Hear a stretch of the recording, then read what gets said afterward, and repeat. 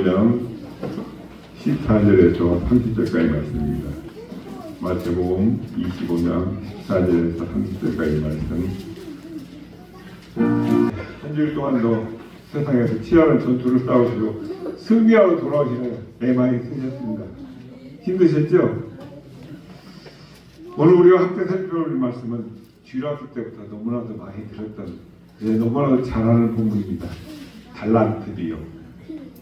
이 25장에서는 세 개의 비유가 등장하고 있습니다. 열처녀의 비유, 그리고 오늘 살펴보는 달란트 비유, 그리고 뒤에 나오는 양과 염소의 비유, 이렇게 세 가지 비유가 나오고 있는데 이 세 가지 비유는 모두가 다 예수님의 다시 오심에 대한 그런 말씀입니다.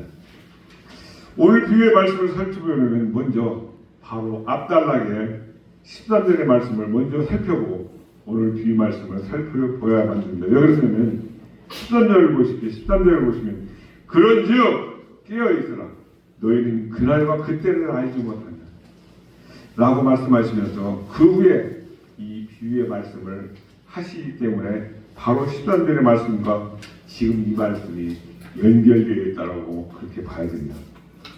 13절의 말씀과 연결되어 있다고 본다면 주님의 재림을 준비해야 되는 사람들에게 깨어있으라, 깨어있음의 의미가 무엇인지 그걸 구체적으로 이 비유를 통해서 밝혀주는 것입니다. 그것이 바로 달란트 비유라고 저는 해석을 하고 있습니다. 주님은 24장과 25장에서 예수님의 재림 그리고 세상의 종말을 준비할 때 가장 중요한 준비하는 모습이 곧 깨어있으라는 것입니다. 그렇다면 깨어있음의 의미가 무엇인지 그리고 우리가 주님의 재림을 준비할 동안에 어떤 일들을 하는 것이 깨어있는 삶을 사는 것인지 구체적으로 말씀해 주시는데요. 그것이 바로 오늘 본 말씀 달란트 비유인 것입니다. 여러분 잘 이해하셔야 됩니다. 달란트 비유에는 크게 세 사람의 종이 등장하는데 그 세 사람 중에 두 종류의 사람이 등장합니다. 그렇죠? 말씀을 지켜 순종을 행하는 사람과 그렇지 않은 사람. 장사를 해서 이익을 남긴 2달란트, 5달란트 남긴 종과 그렇지 못한 종이 분리가 되고 있습니다. 14절에 어떤 사람이 타국에 갈 때에 그 비유이기 때문에 비유의 내면 속에는 어떤 숨겨진 실제 스토리가 있다는 것을 우리는 눈치를 채야 된다. 여기서 말하는 어떤 사람은 누굽니까? 바로 예수님을 가리킵니다. 타국은 어디일까요? 성부 하나님 계신 천국. 예수님께서 아버지께 돌아가시게 되는 거죠. 그런데 그 예수님이 승천과 재림의 상황을 이렇게 비유로 표현해서 말씀해 주신 달란트 비유입니다. 우리가 살아가면서 종종 평가를 받습니다. 오늘 내가 어느 곳에 누구 눈에 뜨이든 내가 누구를 바라보면 반드시 평가를 하게 됩니다. 아, 저 사람 멋진 놈이 오네. 아, 저 사람 머리가 왜 저래? 저 사람 어떻게 옷을 졌다 입었어? 말하면 저 사람 몸성이 감동 가슴을 찡 울리네. 바리톤. 저 사람 소프라노네. 무엇을 하든 안 하든 평가를 당하게 되어 있습니다. 그렇지요? 그런데 우리가 이 땅에 한평생 사는데 우리 삶에 평가가 없을 리가 없지요. 직장인들은 최선을 다해서 일을 해야 됩니다. 직장인들은 그죠? 근무 태도나 그 사람의 실적이나 그런 걸 가지고 평가를 받게 됩니다. 복합 평점이라고 하죠. 그래 다음에 진급할 케이스에서 승진을 하느냐 못하느냐. 학생은 뭡니까? 열심히 공부했는지 아닌지 시험 성적 평가를 받습니다. 만약에 그런 평가가 없다면 어떻게 되겠습니까? 아마 대다수의 학생들은 그렇게 열심히 공부하려 하지 않을 것입니다. 직장인들 역시 최선을 다해서 맡게 된 일을 감당하려 하지 않을 것입니다. 이런 면에서 평가는 현재 나나 너나 우리 자신들이 하는 일보다 열심히 하려고 노력하는 자극제가 된다는 것이죠. 저도 직장에서 남한테 뒤지지 않으려고 남들 5명이 일하는데 한 사람 부족합니다. 한 사람인데 2사람 주십시오.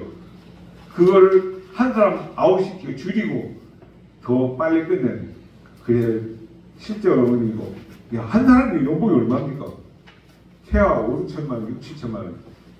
20년 근무한다고 생각하면 적어도 15억에서 20억을 전략하는 것입니다.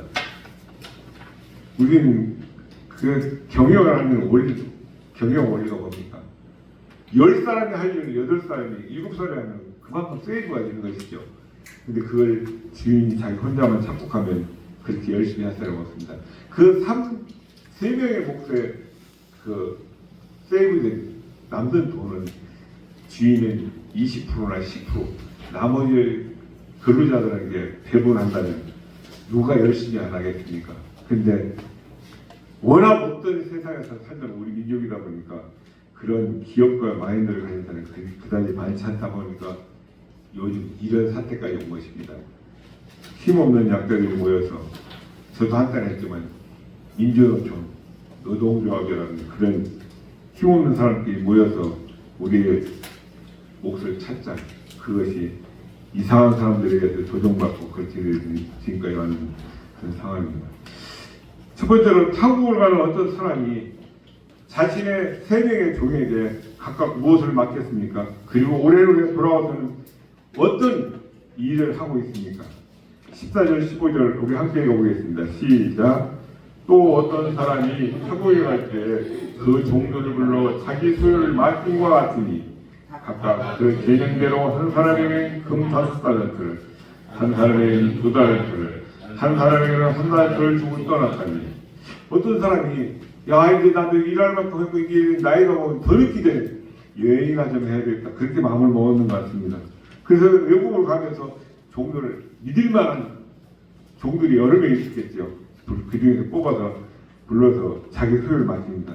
한 사람에게는 금 5달란트, 한 사람에게는 2달란트, 한 사람에게는 1달란트. 근데 15절에 보시니까 각각 그 재능대로 주인은 이미 평가가 끝났습니다. 왜 나는 5달란트, 왜 쟤는 나는 1달란트, 쟤는 4달란트, 5달란트 줍니까? 이미 주인이 평가해서 너는 그것 갖고도 할 수도 있고 할 수도 없다. 벌써 주인은 다 알고 있는 것이죠. 그래서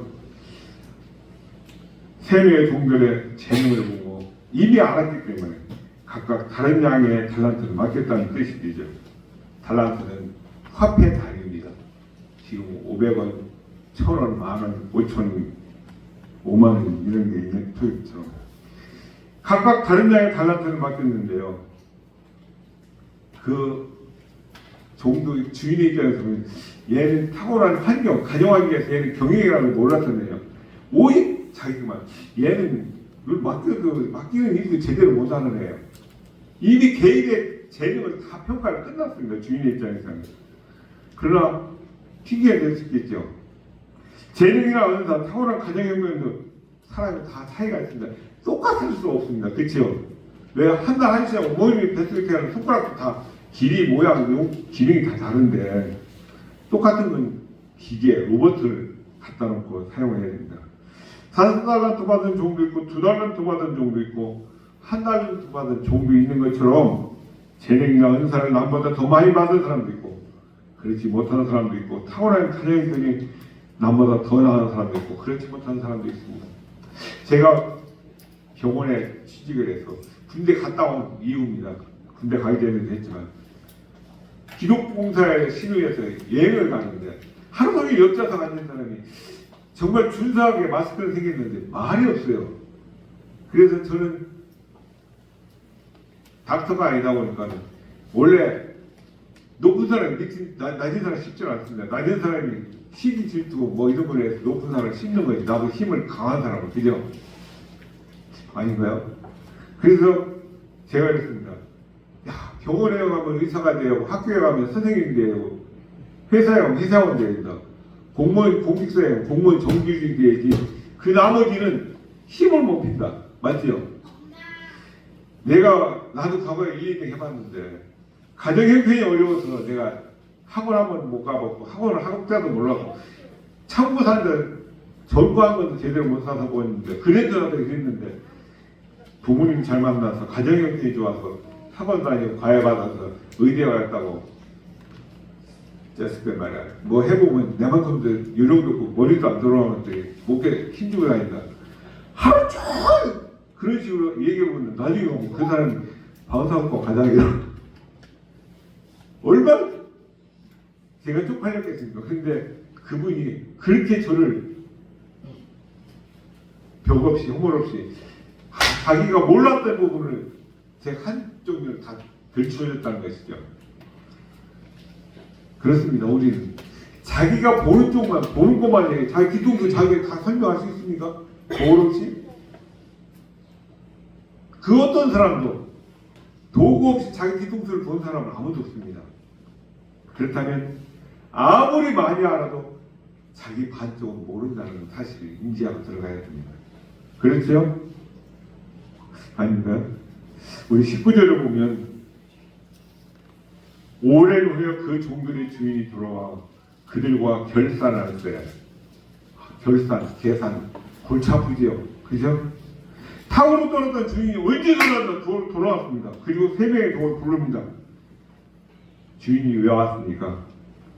이 세상에 정말 주인 다시 돌아오셨다는 것은 가시는 주님이 오시는 것은 세상 끝입니다. 아멘. 주인과 종들이 결산한 것은 하나님께서 저와 여러분과 반드시 이 종이 결산하는 것처럼 결산하는 날이 있다는 것입니다. 그걸 기억하셔야 됩니다.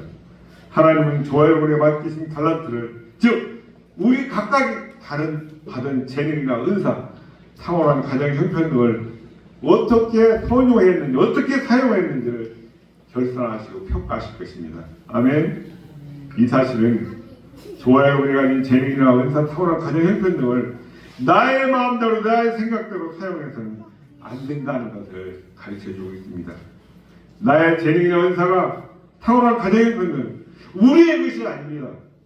그것은 하나님의 것입니다. 따라서 그것은 하나님의 뜻대로 사용해야 된다는 것이죠. 부디 재능이나 은사 꼭 주님의 뜻에 합당하게 사용하시길 축복합니다. 탁월한 주어진 형편에서 지혜롭게 잘 사셔서 하나님 평가하고 결산하실 때 하나님께 칭찬받는 저와 여러분 되시기를 간절히 축복합니다. 두 번째로 5달란트 받은 종은 그 받은 달란트를 가지고 어떻게 해서 어떤 결과를 남기고 있습니다. 주인은 그 종을 어떻게 평가를 했습니까? 우리 16절 먼저 한번 읽어볼까요? 시작. 5달란트 받은 자는 바로 가서 그것을 장사하여 또 5달란트를 남기고 5달란트 받은 종은 즉시 가서 받은 달란트를 장사하여 5달란트를 남겼다고 합니다. 주인은 그 종을 어떻게 대우했을까요? 21절 보시겠습니다. 시작. 그 주인이 이르되 잘하였도다. 착하고 충성인 종아, 내가 적은 일에 충성하였으며 내가 많은 것을 내게 맡기리니 내 주인의 즐거움에 참여하였다 하고, 주인은 먼저 종을 칭찬하고 있습니다. 잘하였도다. 쉽게 이해할 수 있는 말이죠. 5달란트를 가지고 5달란트를 남겼으니 장사를 잘한 것이고 이에 대한 칭찬은 지극히 당연해 보입니다. 그런데 주인은 거기서 그치지 않고 뭐라고 합니까? 착하고 충성된 종아, 받은 5달란트를 잘 활용한 것을 착하고 충성된 종이라고 인정을 하고 있습니다. 내가 정확히 받구나, 잘났네. 그리고 칭찬에서 끝나지 않습니다. 내가 적은 일에 칭찬하였으며 내가 많은 것을 내게 맡기리니, 많은 것을 맡기리니 주인이 그 종을 매우 신뢰했다는 것입니다. 착하고 충성된 종, 신뢰하는 것은 당연하겠죠. 그 종이 칭찬받은 것뿐만 아니라 주인의 신뢰를 얻었다는 것도 매우 중요합니다.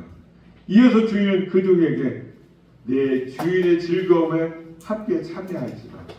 주인과 같이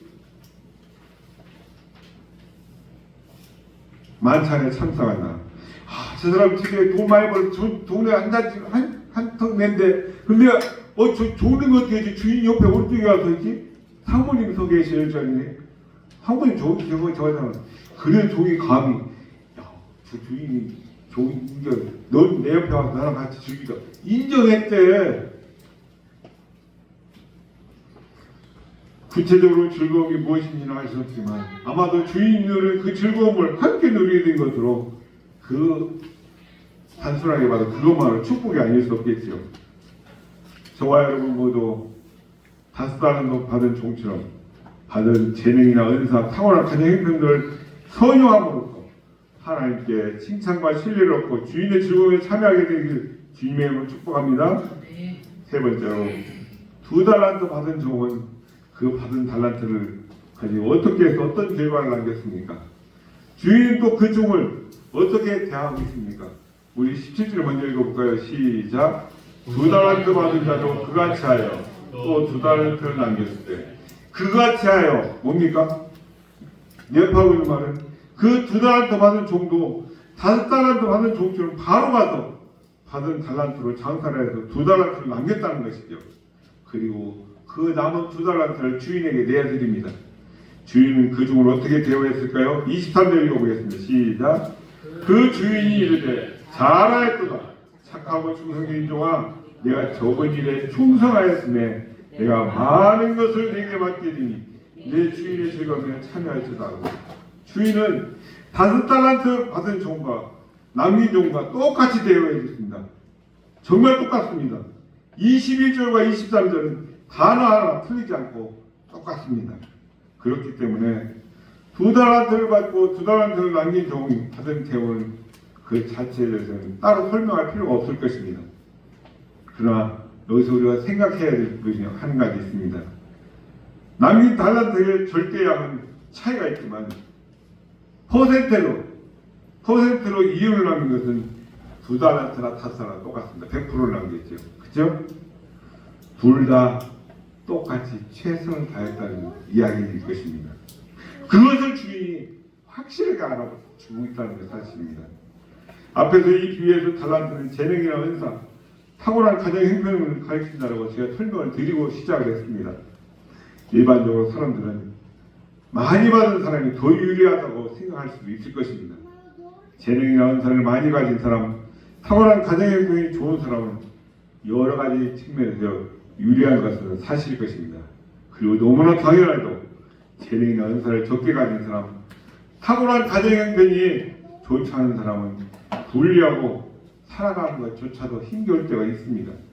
그렇지만 최후의 심판주 되시는 하나님은 우리 각자가 나눈 그 양이 아니라 우리가 얼마나 최선을 다했는지를 평가하시고 거기에 대한 판단을 하실 것입니다.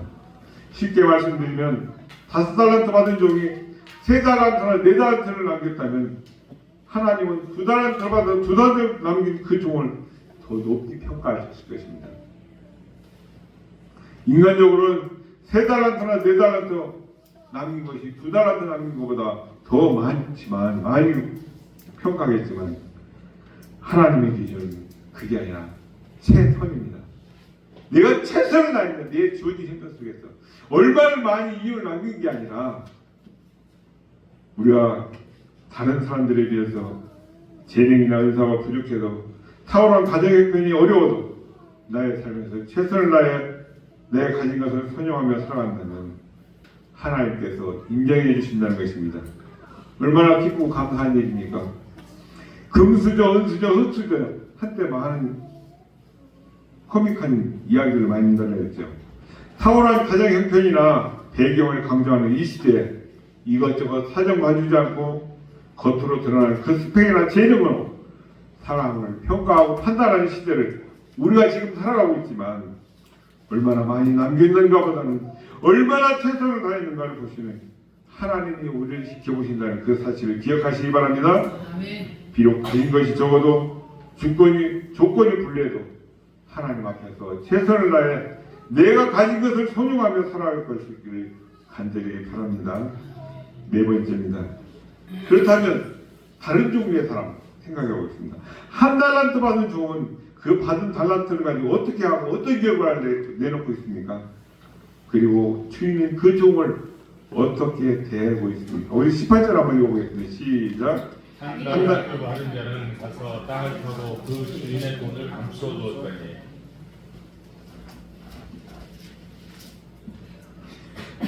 한 달란트 받은 종은 어떤 행위도 하지 않습니다. 그 받은 달란트를 가지고 일하지 않고 바로 간 땅속에 자기 혼자만 아는 곳에 비밀장소에 묻어버려요. 그리고 그 달란트에 대한 어떤 이익도 남기지 않았습니다. 재능대로 맡겨주신 그 달란트를 5달란트와 2달란트 받은 그 사람들은 열심히 장사해서 이익을 남겼는데, 그리고 19절에 보면 무슨 단어가 나옵니까? 얼마의 시간이 지났습니까? 뭐라고 표현되어 있습니까? 오랜 후에. 이 표현을 통해서 예수님께서 이 땅에 오셔서 우리를 위해 죽으셨다 부활하시고 승천하셨으며 재림하시기까지 상당한 시간이 흘렀습니다. 그렇죠? 이 표현은 예수님의 재림의 시간이 그만큼 늦춰졌다, 지연됐다 라고 하는 것을 의미합니다. 그래서 한 종류의 종 5달란트와 2달란트를 남긴 종은 가서 열심히 일을 해서 이익을 남긴 반면에, 이 1달란트 받은 종은 일을 하지 않고 어떤 이익도 남기질 않았습니다. 이것이 이 비유의 전체 내용입니다. 이런 비유의 내용을 통해서 우리가 예수님의 재림을 어떻게 준비해야 되는지를 알 수가 있다는 것이죠. 우리가 집중해서 알아봐야 될 점은 앞에 2사람이 아니라 뒤에 한 사람입니다. 3번째 종에 관한 이야기죠. 특별히 1달란트 받은 종이 일하지 않은 이유가 무엇인지를 알아봐야 되겠습니다. 앞에 1번째, 2번째 종은 가서 부지런히 일해서 이익을 남겼고, 왜 하필 이 3번째 종이 일을 하지 않았는지 기억해야 됩니다. 차이점, 표면적으로 보면 차이는 뭡니까? 부지런함과 게으름의 차이라고 볼 수 있겠죠. 왜 이 3번째 종이 일하지 않고 어떤 이익도 남기지 않을까? 3번째 종은 게으름 때문에 일하지 않고 어떤 이익도 남기지 않았다. 그러나 이렇게 1번째 종과 2번째 종의 행동의 차이를 만들게 된 이유는, 가장 중요한 이유는 그들의 게으르고 부지런함의 차이가 아니라 자기가 알고 있는 주인에 대한 판단, 생각이 있습니다. 주인을 잘못 알고 있었다는 것이죠. 게으르고 부지런하고 그 차이가 아닙니다. 다시 말하면 주인에 대한 잘못된 이해를 가졌기 때문에 그 잘못 이해하고 있는 그 차이가 결국은 그 사람들의 행동의 차이를 나타나게 하고 있다는 것이죠.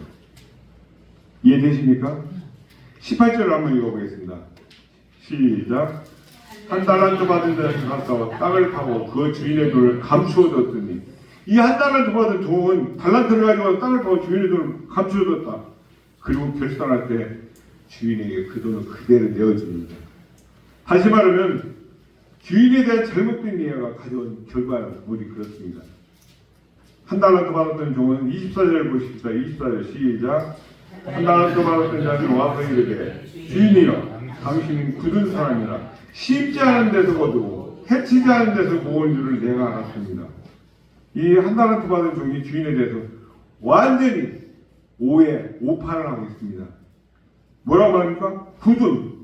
굳은이라는 말은 거칠다, 난폭하다. 자기 주인이 폭군을 알고 있는 거예요. 내가 만약에 장사하다 보면 손해도 볼 수 있고 이익도 볼 수 있잖아요. 만약에 손해보면 너희 무식이 내 득표한 것을 자기 모기를 칠 것처럼. 그런 주인을 씹지도 않고 거두고 뿌리지도 않고 착취하는 그런, 뭐라고 할까요? 나쁜 사람으로 잘못 이해하고 그 주인에 대한 두려움이, 이자 본전이라도 아까 보면 잘했다 칭찬 안 받겠냐, 땅에 묻어뒀던 것이죠. 그런 주인에 대한 잘못된 이해가 그런 두려움을 갖게 만들고, 그 두려움을 결국은 그 사람을 움직이지도 못하게 행동관계를 묶어뒀다는 것입니다. 25절에서 계속 말하는데 읽어보겠습니다. 시작. 두려워하여 나가서 당신의 달란트를 땅에 감춰두었나이다. 보소서 당신의 것을 가지셨나이다. 말하자면 그는 장사다, 손해보는 때도 많잖아. 다 돈 벌고 아는 사람 누가 있어. 주인애가 책망과 벌 받을 것이 두려워서 달란트를 땅에 감추어뒀다는 것입니다. 26절은 그 잘못된 이해에 대한 그 좋은 굳은 사람인 줄 알았느냐 라고 말하고 있습니다. 네가 나를 그 정도로밖에 평가하지 못해. 너는 그 정도로 나를 알았느냐. 주인에 대한 이해의 차이가 종이 왜 잘못 이해하고 있는 것이 잘못된 행동 방식을 낳았다는 결과, 주인은 어떻게 하고 있습니까? 26절 27절 한번 읽어보겠습니다. 시작. 그 주인이 대답하여 이르되 악하고 게으른 종아, 나는 심지 않은 데서 거두고 해치지 않은 데서 모으는 줄 네가 알았느냐? 그러면 네가 마땅히 내 돈을 취재하는 자들에게나 맡겼다가 내가 돌아와서 내 원문과 이자를 받게 했을 것입니다. 주인은 그 종이 말하는 바가 무엇인지 정확하게 알고 있습니다. 꿰뚫어 보겠습니다.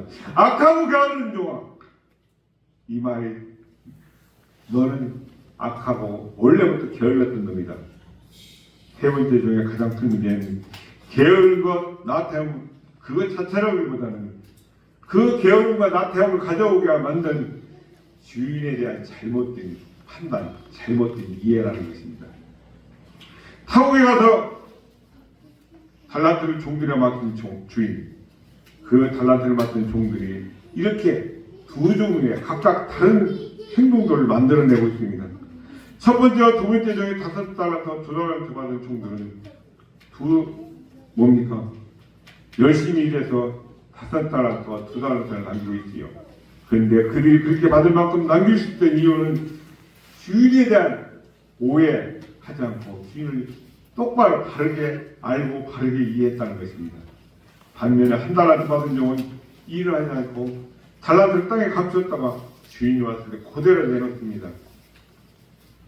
그 이유는 주인에 대해서 바른 이해를 하지 못했기 때문입니다.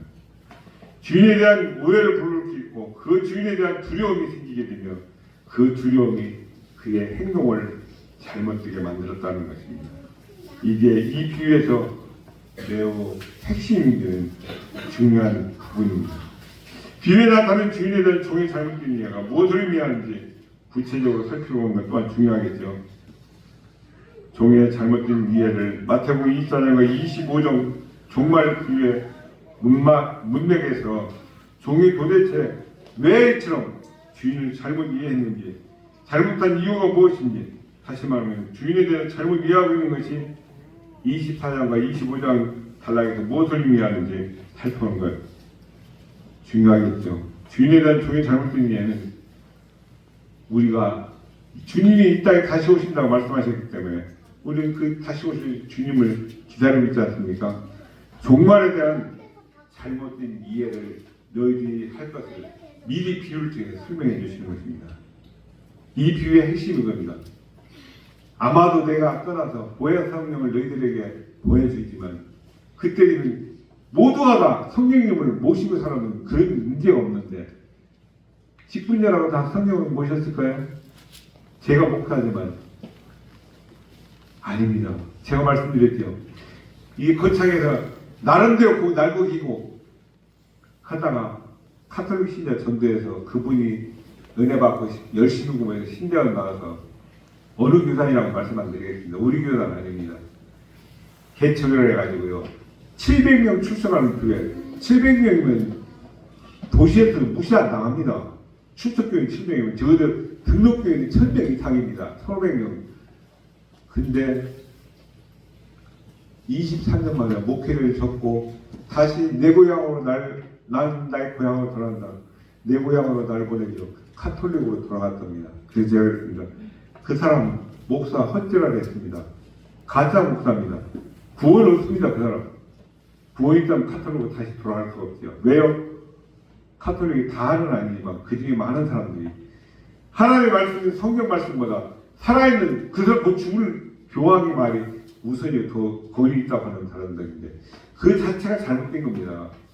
하나님보다 더 높은 인간은 없습니다. 더 높은 존재도 없고 어느 날 술술술 사람이 빠져나가게 100명, 150명, 120명 한 해에 싹 빠져나가서 노인들 몇 분 남겨서 접고 그만뒀다가 사람 많이 모은다고 하나님 기뻐하실까요?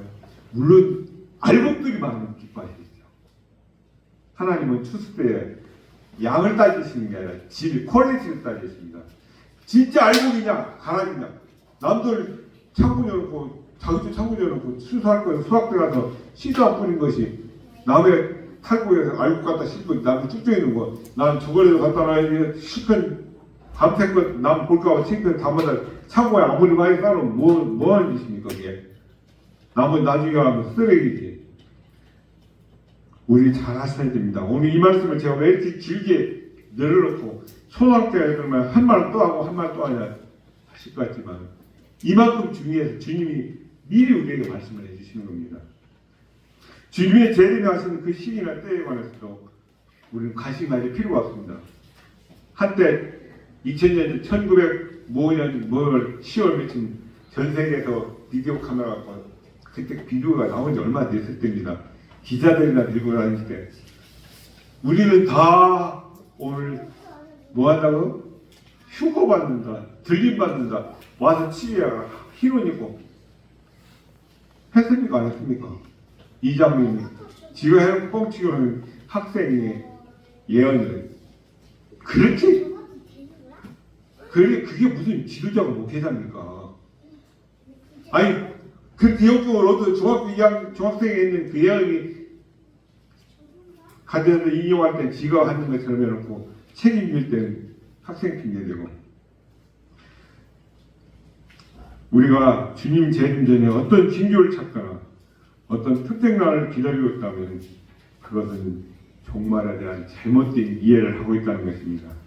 그 잘못된 이해는 결국 자신에게 주어진 그 일에 대한 나태하고 게으른 모습으로 나타나게 돼. 야! 몇 년 며칠에 주님 오신다는데 뭐 열심히 일할 거니 있는 거 먹으라고 하지 즐겨서 다 못 쓰겠는데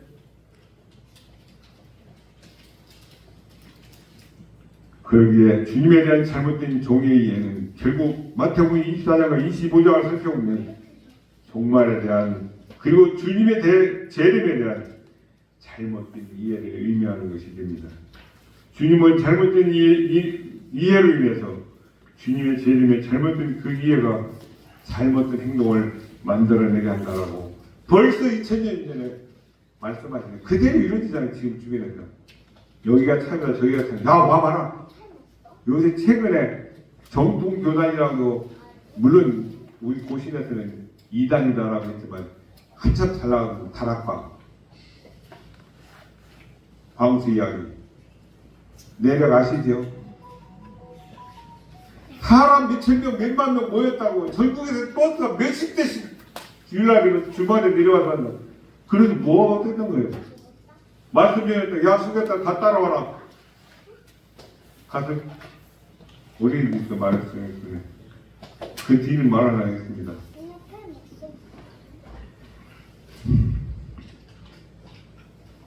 주님은 이 달란트 비유를 통해서 주님을 오해하고 주님의 재림을 바르게 이해하지 못하고 있는 사람들을 향해서 경고 차원에서 이 말씀을 주신 것입니다.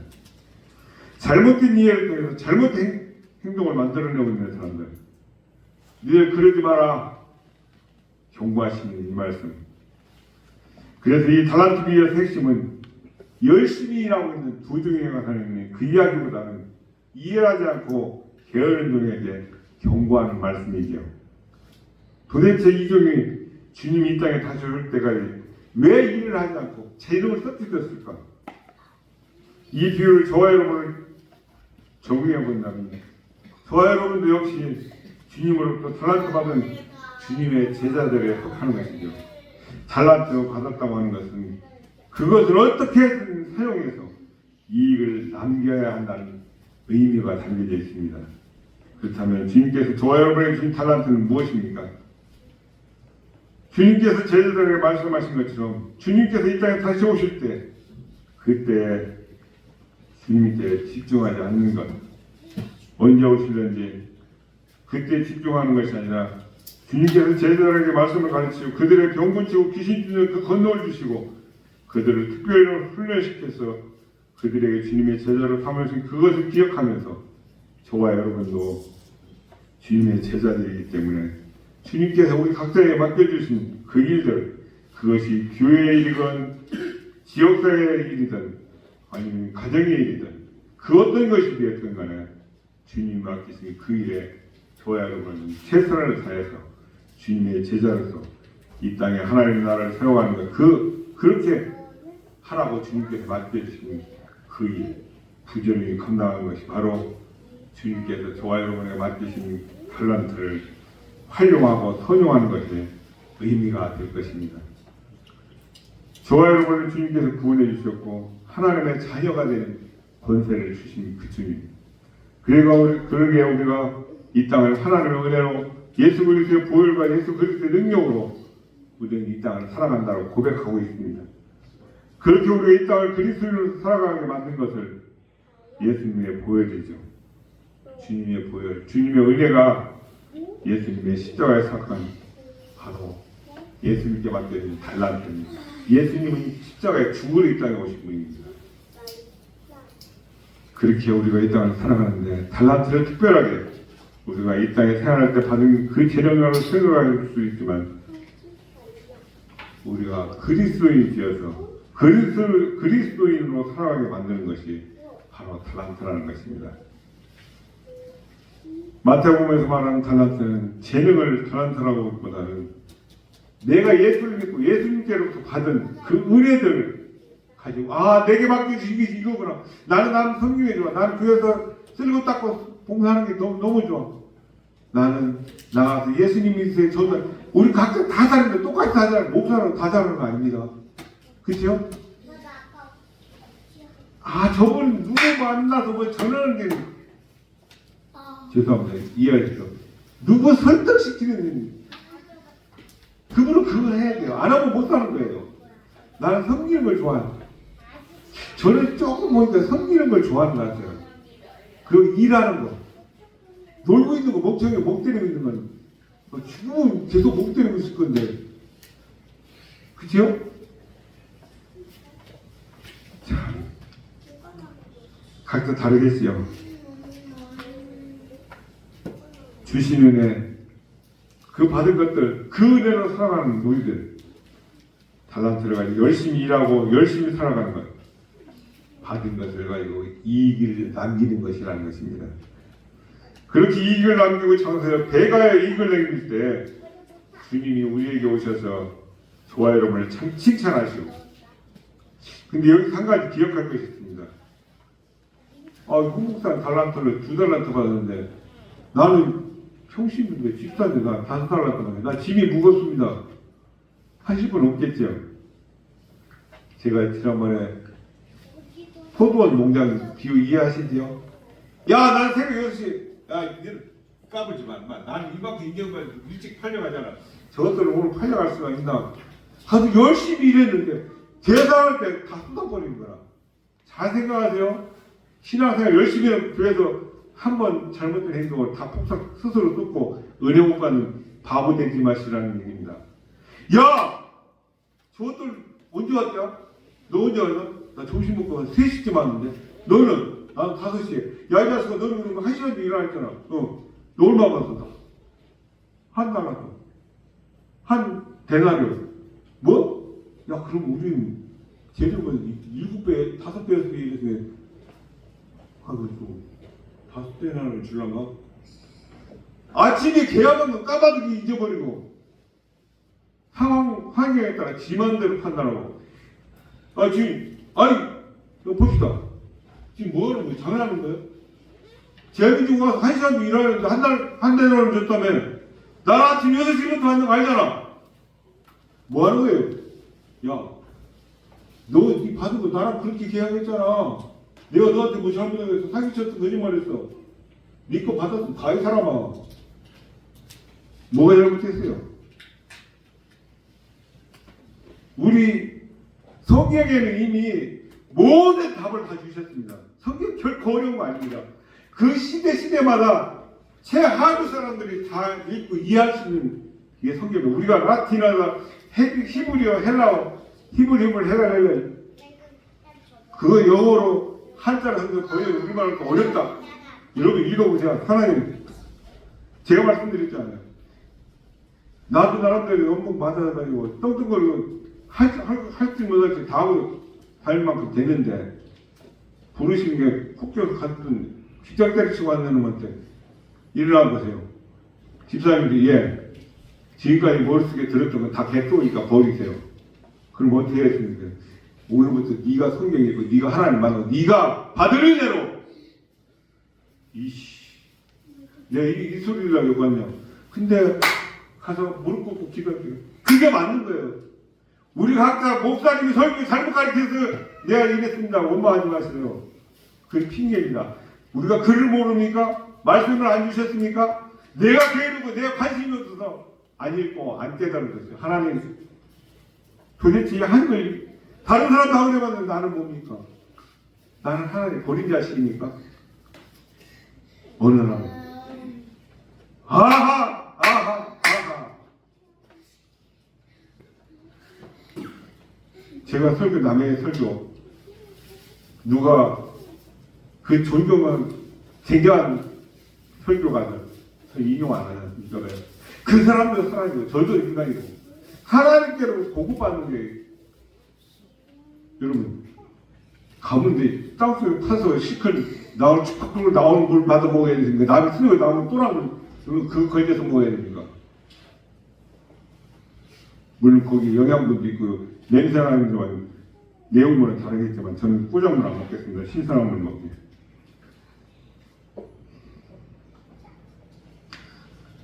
달란트 비유에서도 재능에 따라 달란트가 다르게 주는 것처럼 저와 역시 여러분도 고난과 책임이 각각 다르게 주어졌다는 것입니다. 많이 맡긴 자에게 많은 것을 달라고 하신다고 했습니다. 주인이. 여러분 우리가 교회에서 짓군 거룩한 욕심 가져야 되고 거룩한 부담 가져야 됩니다. 저는 어머니가 너 명예가 아니라 멍에다 작게 하나 빼라. 집사가 집사답게 못 살고 장로님이 장로님답게 도사님 도사님답게 목사가 목사답게 못 살면은 그거는 안 받은 것만 없다. 저 청신교 때요 나이 젊은데 집사람도 못 오게 큰아들 특별권인데 못 오겠습니다. 15명을 뽑는데 2차 투표에 제가 1등 했습니다. 나중에 개표하신 분이 장로님이 아이고 이따 1등 한표 모자라고 한 사람만 찍었으면 되는데 아니 저는 그 투표 끝나고 중간에 쉬려고 나가서 했습니다.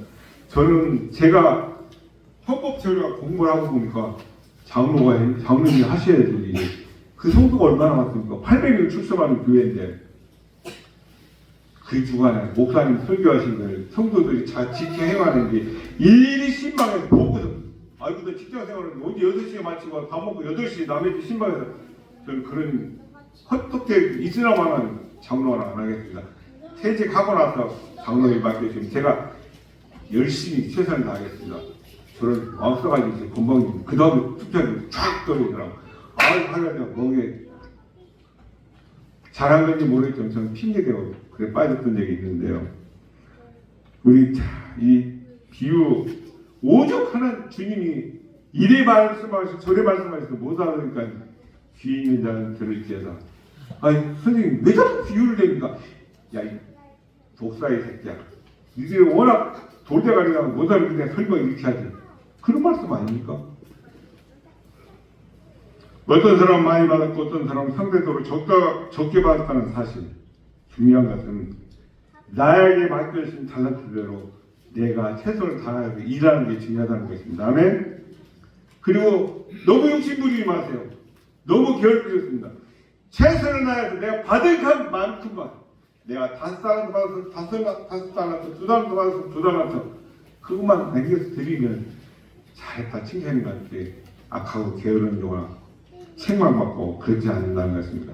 많이 받았다고 생각하시면 많이 남겨가는 것이고 그것과 다르게 나는 적게 받아서 적게 받은 만큼 많이 양을 남기면 됩니다. 얼마나 많이 남겼느냐를 가지고 주님의 착한 종 악한 종으로 나누는 것이 아니라 그것과는 상관없이 자신이 받은 만큼 남기면 적게 받은 사람은 적게 남기고 많이 받은 사람은 많이 남기는 거 아닙니까? 그런데 많이 받은 사람이 적게 남기면 책망을 받는 것이죠. 적게 받은 사람이 많이 남겼다고 너가 왜 많이 남겼어? 후정 안 하십니다. 그죠? 우리가 이 땅에 가지고 있는 그 직분들 서로 다를 수가 있죠. 주님으로 받은 사명들이 각각 다릅니다. 목사가 왜 저래? 장로님이 왜 저래? 군사님이 왜 저래? 자신이 능력을 따라 주님께로부터 받은 그 은혜, 자신이 하나님의 은혜를 따라서 받는 그 직분의 역할이나 직분의 크기가 중요한 것이 아니라 무엇을 받았든지 간에 자신이 받은 것만큼만 남기면 된다는 말씀이 오늘의 말씀입니다.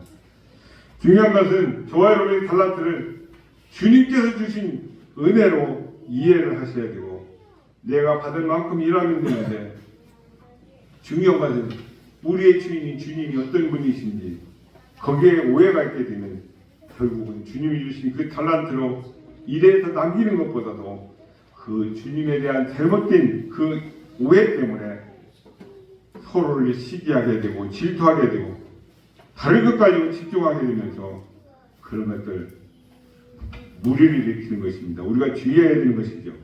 주님은 분명 이 땅에 다시 오실 것입니다. 주님께서 지금 오늘의 이 비유처럼 타오게 가신 것입니다. 주님은 지금 성부 하나님 곁에 계십니다. 그리고 오랜 뒤에 어떤 사람은 구약에 가서 주님 오실 때가 2000년이었으니까 2000년 오신다. 그거 지 생각일 뿐이 그렇게 하면 돼. 그럼 성경에 써놓으실 텐데 몇 년, 그죠? 주님 성부 하나님 뭐라고 했습니까? 나는 하루가 1000년 같고 1000년이 하루 같다. 어떻게 해석하실 거예요, 그럼? 앞에서 말씀드렸던 것처럼 언제 오시고 그거 볼 시간에 열심히 다른 거 맡겨진 일을 최선을 다하시는 게 현명한 방법이라는 것입니다. 주님은 하늘나라에서 우리의 필요한 거처들을 다 준비하시고 오랜 시간 2000년이 될지 2500년이 될지 3000년이 될지는 알 수가 없지만 어찌됐든 오시긴 오신다는 것입니다. 반드시. 그렇죠? 그때 주님께서 저와 여러분에게 주신 그 달란트를 가지고 결산하는 날이 올 건데 받을 만큼 남기면 할렐루야죠. 적은 능력이면 적은 능력만큼 남기면 되는 것이고 많은 능력이면 많이 남겨하고 이런 것들이 저와 여러분들 가운데 주신 달란트입니다. 비록 내가 남보다 작은 달란트를 받은 것 같다 할지라도 재능과 은사로 타고난 가정 형편이 좋지 않다고 주어지는 것 최선을 다해서 교회에서 지역사회에서 속해 있는 공동체에서 직장에서 맡겨진 일들을 최선을 다해서 잘 감당했다 칭찬받는 저와 여러분들이 되실 주님을 축복합니다. 그렇다면 오늘 말씀에서 가장 인상 깊게 다가온 말씀은 무엇입니까? 또 그 말씀이 내게 다가온 이유는 무엇입니까? 언젠가 우리가 하나님께 평가받을 날이 있을 텐데 그때 내가 저와 여러분이 후회하지 않기 위해서 지금 당장 나는 어떤 노력을 해야 되겠습니까? 구체적으로 느낀 것들, 결심한 것들을 기록해놓고 하루에 한 번씩 떠들어 보십시오. 그러면 하루하루 삶이 그만큼 허리띠를 졸라매고 신발끈을 고쳐 신는 것이 될 것입니다. 한 주간 동안 저는 후회 없는 삶을 살기 위해서 자신만의 십계명을 만들어 봤으면 좋겠습니다. 주님 오시니 그 종말에 있을 그 하나님의 평가를 알고 살아가는 것과 모르고 살아가는 것은 하늘과 땅 차이에 엄청난 차이가 있을 것입니다. 잘 대비하면서 살아가면 후회가 없겠지만 모르고 살거나 알고도 대비하지 않고 살아간다면 돌이킬 수 없는 후회를 맞게 될 것입니다. 마침내 하나님께 후한 평가를 칭찬을 받기 위해 내게 주어진 재능이나 은사 타고난 가정 형편에 대한 불만하지 마시고 주어진 환경에서 최선을 다해 살아가시는 우리 시온성 가족 다 되시길 주님의 축복합니다. 오늘도 하나님의 은혜 가운데 하나님의 도우심으로 넉넉하게 승리하며 살아갈 수 있기를 축복드립니다. 자비로우신 아버지 하나님 은혜와 사랑을 감사드립니다.